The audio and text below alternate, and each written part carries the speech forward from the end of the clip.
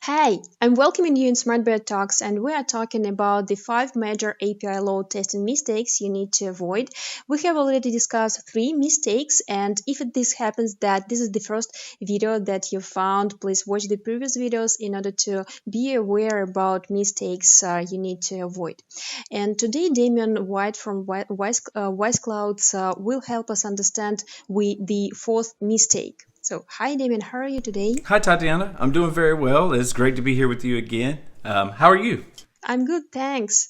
Thanks for joining us on this call. Today we will talk about some GUI security testing, and we need to pay attention to some load testing scenarios here. So, what should we pay attention to? Absolutely. And again, first and foremost, it is certainly my pleasure to join, and I'm very grateful to have this opportunity to speak with you and discuss these topics, as well as addressing the SmartBear audience and potentially offering some insight to help with the creation and execution of load testing.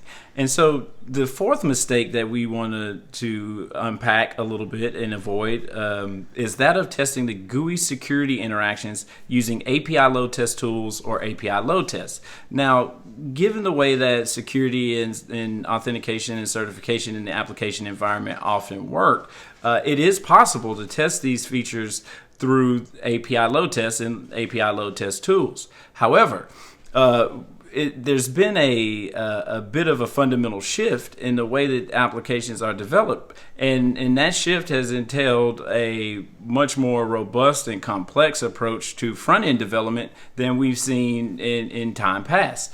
And with that, because users are seeking more flexible, more nuanced, and more complex end-user experiences, we often find that there's more code written in the front end of an application than there is in the back end. And within that, it becomes integral that we understand how these features, these elements that are written into this front end of this code, into the user interface, how they perform when subjected to load. And so the issue with testing the security interactions using API load test and API load test tools is it strips away the GUI elements and the processes that underlie them. And so, yeah, sure, we can get a sense of how load affects our security interactions functionally and from an interoperability perspective, but we don't get what the end user experience will reflect in terms of those same interactions when subjected to load. And so, again, this goes back to what we spoke about in the second mistake, in terms of creating a load testing plan or a battery of load tests that just simply aren't effective, that aren't testing the performance and testing the features that we think we're testing under an amount of load or a type of load that is going to reflect anything that is impactful or insightful for our production releases. And that's just something to avoid. Okay, so and this will help.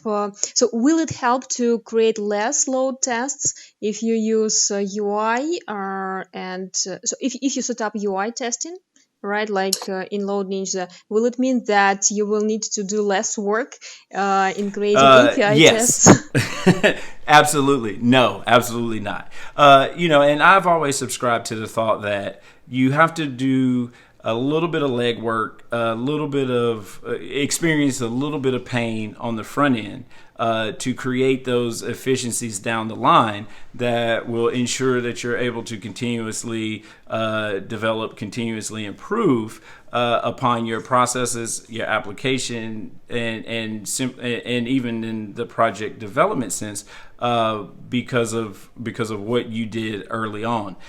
And the alternative to that is, we don't get this separation of church and state between what's most appropriately tested via GUI load test tools versus that of API load test tools, and it creates pain points down the road. And those pain points often include violation of SLAs.